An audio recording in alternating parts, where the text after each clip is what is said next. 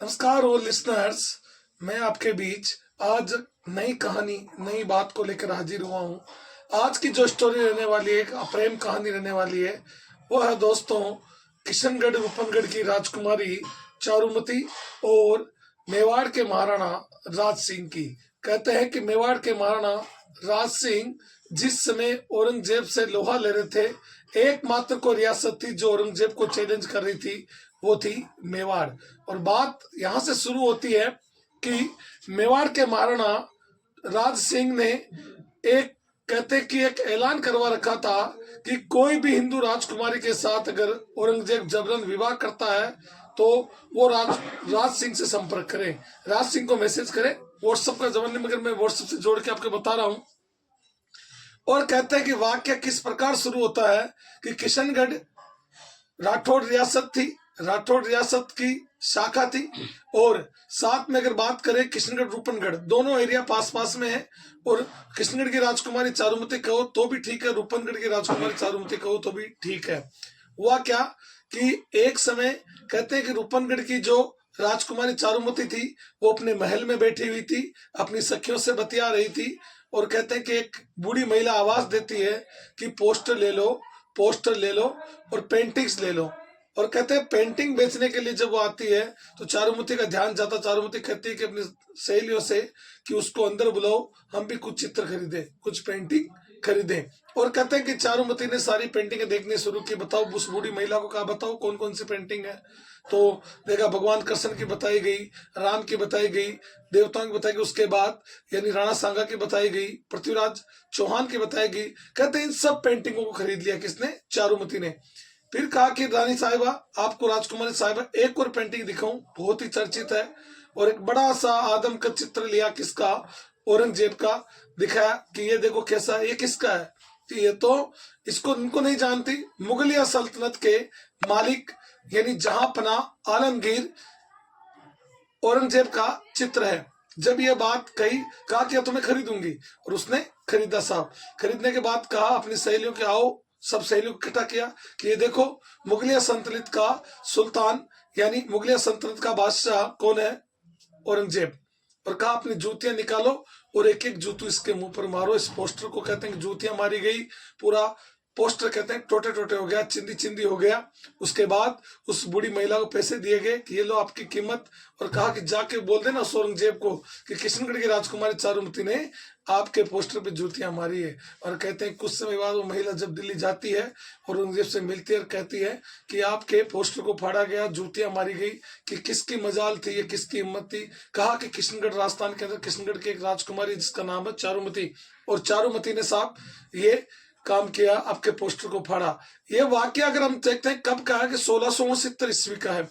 1669 ईस्वी के अंदर की बात है। और कहते हैं कि जब औरंगजेब ने तुरंत कहते हैं कि मोबाइल मंगवाया, तुरंत फोन किया, कॉल किया, व्हाट्सएप कॉल किया, किसको? किशनगढ़ के राजा को। और कहा कि तुम्हारी बेटी चारुमती से मैं विवाह करना चाहता हूँ, किसकी मजाल के औरंगजेब को मना कर दे।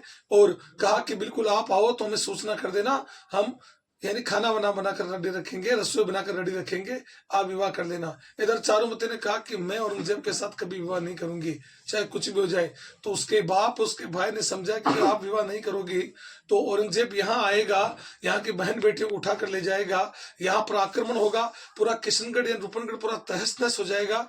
मानो बिटिया कहा कि मैं तो आज करूं कल करूं। और फिर गुस्सा आकर चारुमती ने कहा कि मैं अपनी रक्षा स्वयं कर सकती हूँ। तो बाप और भाई ने भी कह दिया कि कर ले भाई, तू कर सकती है। और कहते हैं कि तुरंत मोबाइल मंगाया और किसको कॉल लगाया गया? महाराणा राज सिंह को। कहा कि मैं अबला नारी चारुमती बोल रही हूँ, मैं आपसे विवाह करना चाहती हूँ और आप यानी मेरे से विवाह करने के लिए तैयार रहे और अब बारात लेकर आएंगे। कहा कि बिल्कुल, अबला नारी अगर अरदास कर रही है तो राज सिंह अबला नारी के लिए हमेशा तैयार रहता है।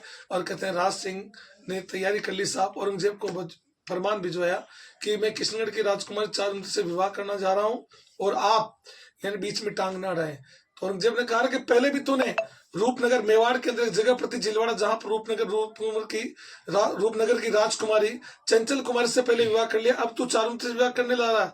कहा कि ये तो मेरी है। कहा कि ऐसे नहीं हो सकता, अब तो युद्ध होगा, कि युद्ध भी होगा तो देख लेंगे। इधर कहते हैं कि औरंगजेब अपनी सेना लेकर आता है, इधर राज सिंह मेवाड़ में अपने सामंतों को इकट्ठा करता है और कहता है कि ऐसी है कि चारुमती का मैसेज आया और मुझे विवाह करना पड़ेगा और आप अजमेर की रक्षा करेंगे। तो औरंगजेब को अजमेर में रोकेंगे, मेवाड़ के अंदर नहीं आने देंगे। ठीक है साहब। सामंतों ने कहा कि राणा जी आपने कहा हम तैयार, बिल्कुल रेडी। और कहते हैं कि इधर बारात लेकर निकल जाता राज सिंह किस तरफ, यानी कृष्णगढ़ की राजकुमारी चारुमती के उधर। और कहते हैं कि इधर यानी जो चुंडावत जो मेवाड़ी सेना की हरावल सेना का दस्ते का क्या करते थे, नेतृत्व करते थे, वही चुंडावत यानी रतन सिंह चुंडावत नाम का जो चुंडा था, जो रक्षा में पंक्ति में था। कहते हैं कि उसी दिन उसकी शादी हुई थी, उसका विवाह हुआ था। और उसी दिन आदेश आता है कि आपको मेवाड़ के महाराणा जाएंगे कृष्णगढ़ की राजकुमार से विवाह करने के लिए और आपको हरावल सेना का नेतृत्व करना है और आपको युद्ध लड़ने के लिए जाना है।